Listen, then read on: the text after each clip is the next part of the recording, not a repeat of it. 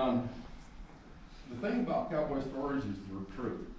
And, you know, some people say the only difference between a fairy tale and a cowboy story is that, well, cowboy story starts out, we ain't gonna believe this, but. And we can have things just pile up on us so fast that there's no sense in even wondering if you're all right or not.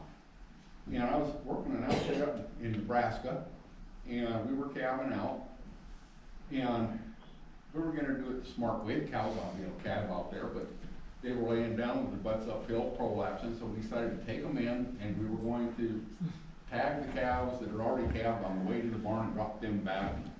The guy's wife was going out there with the pickup. She'd see you getting up to a calf, and she'd go down, you'd rope it, tie down the calf, give her the number of the calf, she'd write it down on the tag, put it on the froster for a little bit, because it was snowing, and that lets that dry where you can read it in fall. Well, for years I'd either had a ring on my rope or a stainless steel Honda. And this guy I was working under, he said, you gotta try this rope here. This is a good rope. It's got a regular Honda on it. It works so much better. So I go out there and I'm riding this colt. And I'm just trotting along up on this calf, almost into range to rope it. And I go to bring my rope up and the rope don't come up. So I look down, and that Honda had gone around this 2-inch spur drive.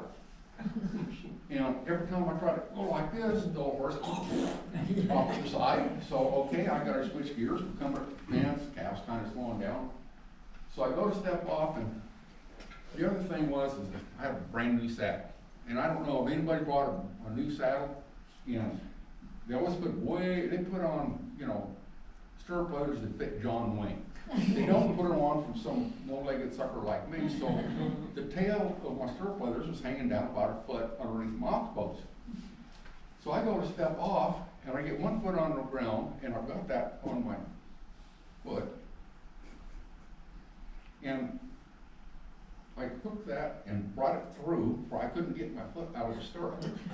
Now, I was in the point, I could have really been bad, because on the way off, I kind of dropped the rope over the saddle horn. And boy, I got up there.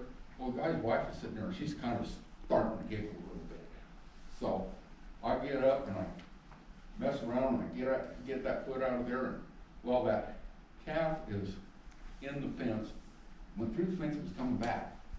So when I stepped off, I thought, man, I'm going to be able to just rope that sucker coming through the fence. Well, I dropped the rein down. Of course, I put this foot on the rein, stepped forward like this, went flat on my face, all over the place.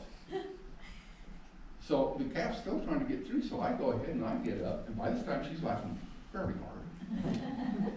And I reach up there and I jump up and I grab that calf coming through the fence, drag it up to my horse. I tied that sucker down, and I'm thinking, I just had 4 things, 1,000,000 to 1 odds, go completely wrong in less than 90 seconds.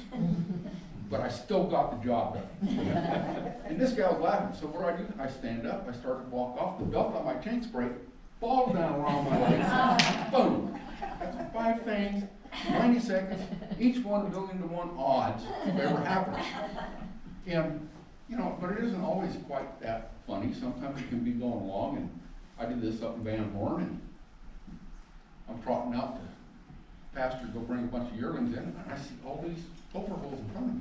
And I just kind of picked up on my horse, give him a little bit of weight, and he's going over, ground caves in. He's coming down, and once again, I know I'm going to be used as a landing pad for a horse. And on the way down, I thought, I wish Mama would have listened to Willie. If Mama would have listened, I could have been an Argonaut or an astronaut. If Mama would have listened, I could have been a brain surgeon or gone fishing for sturgeon.